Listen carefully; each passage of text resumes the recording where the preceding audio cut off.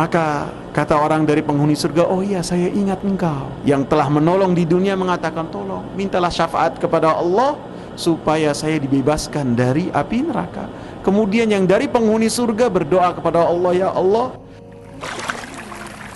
usahakan untuk kita itu memiliki niat untuk saling tolong menolong dalam perjalanan kita ini. Dan Rasulullah sallallahu alaihi wasallam memuji orang-orang yang senantiasa memperhatikan orang lain dan menolong kepada sesamanya. Rasulullah katakan, wallahu fi aunil abdi ma kana al abdu fi auni akhi. Sesungguhnya Allah subhanahu wa ta'ala menolong hambanya selama hambanya itu menolong orang-orang yang ada di sekitarnya. Sehingga ketika dalam perjalanan, ketika ada yang perlu ditolong, maka mudahkanlah diri kita untuk membantu sesama kita. Bahkan bisa jadi ketika yang ditolong itu, yang dibantu, yang bukan dari grup dari kita. Dan ketika kita menolong tidak butuh mendapatkan terima kasih dari orang yang kita bantu, kita tinggal, maka balasannya adalah Allah subhanahu wa ta'ala akan menolong kita. Bukan hanya dalam perjalanan ini, akan tapi dalam perjalanan hidup kita seluruhnya. Bahkan Allah subhanahu wa ta'ala akan menolong kita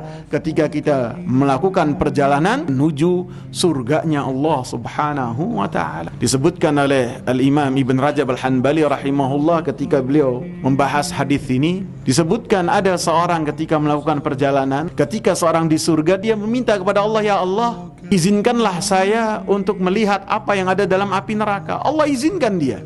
Begitu sampai di api neraka, ada yang menegur dia, ada yang menyapa dia. Maka orang ini yang dari surga ini mengatakan, saya tidak kenal engkau, engkau siapa? Maka dikisahkanlah, engkau dulu wahai penghuni surga melakukan perjalanan dan engkau kehabisan bekal. Maka saya memberikan kepada engkau satu gelas air putih, dengannya engkau melakukan perjalanan. Maka kata orang dari penghuni surga, oh iya saya ingat engkau. Maka orang ini yang telah menolong di dunia mengatakan, tolong mintalah syafaat kepada Allah supaya saya dibebaskan dari api neraka.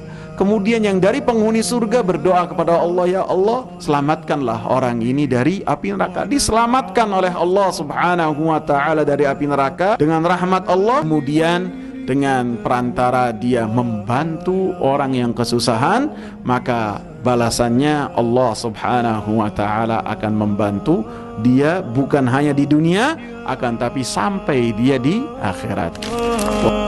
Ya Raja